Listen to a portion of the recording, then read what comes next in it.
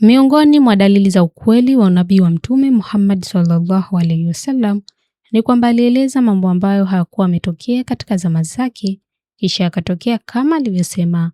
Miongoni mwa haya ni maneno aliyomwambia Amirul Mu'minin Uthman bin Affan radhiallahu anhu: ewe Uthman, huenda Allah akakuvika vazi la uongozi, na akitaka wanafiki ulikae chini kwa kulivua basi usilivue.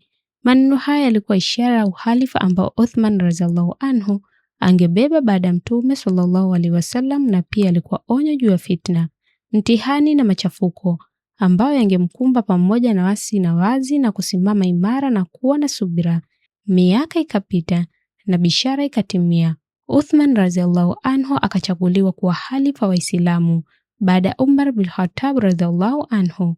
Akawa mfano wa kiongozi mwadilifu, mja mcha Mungu na mlezi mwaminifu wa umma. Katika utawala wake mipaka ya dola ya Kiislamu ilipanuka.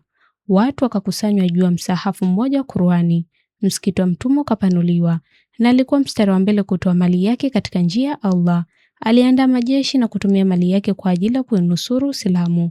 Kisha fitna ikaja kama alivyotabiri Mtume sallallahu alaihi wasallam. Watu wa matamanio na wenye mashaka akamzingira, wakamhusuru nyumbani kwake, wakamnyima maji na chakula. Naye alikuwa na subira na akitarajia malipo kutoka kwa Allah, akishikamana na wasio mtume wake, akikataa kulivua vazi la uhalifa ambalo Allah alikuwa amemvika.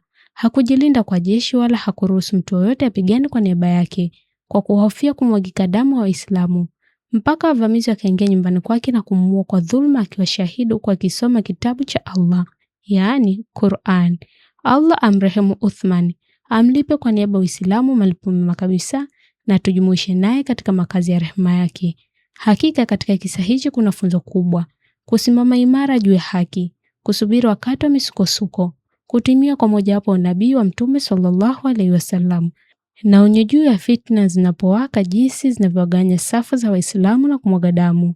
Basi sambaza kisa hiki, huenda kikaamsha ndani ya nyoyo mapenzi kwa masahaba watukufu, kikawakumbusha watu fadhila zao na cheo chao, na kikawa sababu ya kuwatetea na kuiga misimamo wao thabiti, na kuwa mwenye kuonyesha wema ni kama mtenda wema, na atakayefufua kumbukumbu yao hufufua ndani ya nafsi yake maana uaminifu na kufuata sunna.